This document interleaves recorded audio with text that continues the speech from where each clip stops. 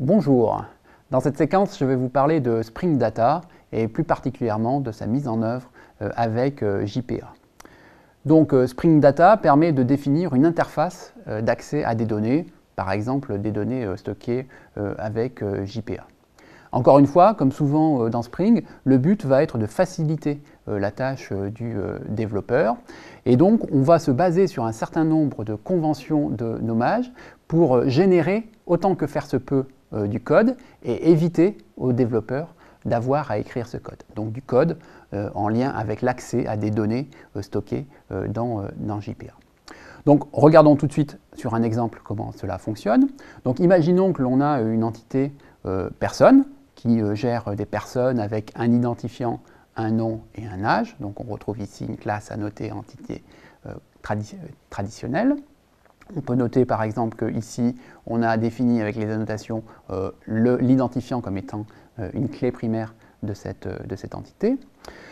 Spring Data va fournir la notion de repository. Alors on peut noter que le terme repository est employé très souvent en informatique dans différents contextes, en particulier dans la séquence Maven, nous vous avons parlé de repository également. Ici, le terme repository est différent. C'est un repository spécifique à l'accès aux données JPA.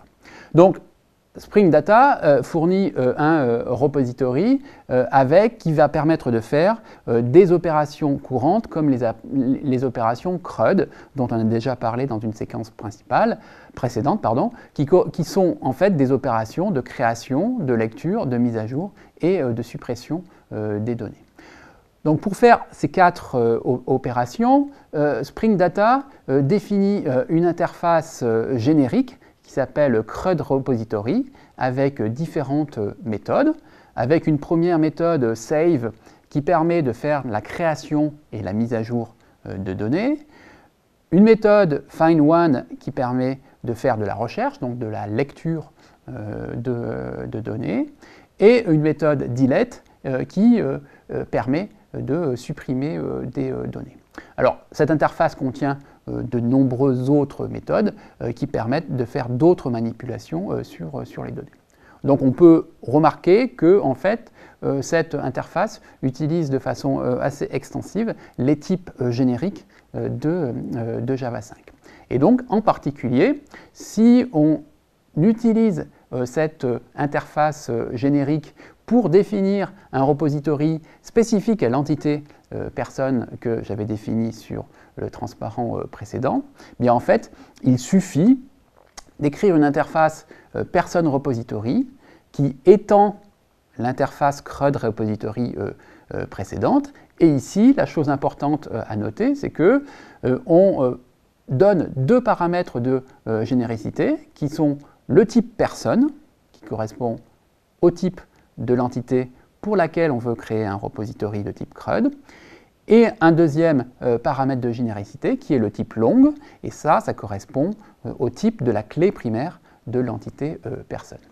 Donc en fait, avec la simple définition de cette interface, Spring Data va générer un ensemble de code qui implémente un CRUD repository pour l'entité personne sans que le développeur ait lui-même à fournir ce code d'implémentation.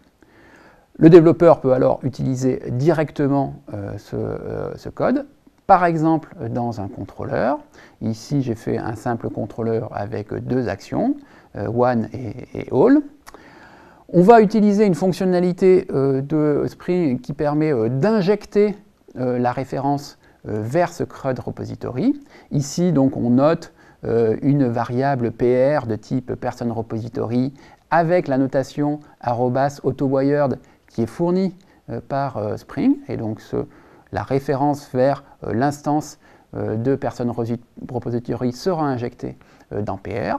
Une fois que ça c'est fait, on peut utiliser le person repository pour, par exemple, faire la recherche d'une personne, ici en utilisant la méthode find_one, ou faire une recherche de toutes les personnes en utilisant ici la méthode find_all. Alors voilà pour ce premier exemple d'utilisation d'un CRUD repository Spring GPA. Alors en fait, Spring GPA permet de définir de nombreuses formes de requêtes personnalisées, en particulier sur les requêtes de recherche. Donc cela va correspondre à toutes les requêtes qui commencent par le préfixe find, suivi de quelque chose, bien souvent aussi suivi de by et d'un nom d'attribut.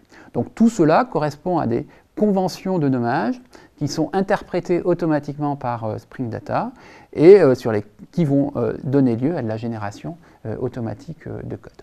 Donc voyons ce que l'on peut faire comme type de requête. Donc plutôt que de laisser l'implémentation de mon interface person repository vide comme c'était le cas précédemment, je peux la compléter avec une méthode find by nom qui va me retourner une ou plusieurs personnes à partir de son nom. Je peux décider de faire des compositions, comme je le ferais dans une clause where en SQL. Je peux dire que je veux faire une recherche par nom et par âge.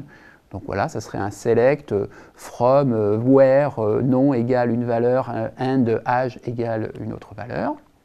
Donc voilà, là on note la convention nom and edge, donc and est reconnu par Spring GPA. Il existe d'autres opérateurs pour faire des comparaisons logiques avec OR par exemple, ou pour faire des comparaisons numériques, less than, greater than, etc. etc.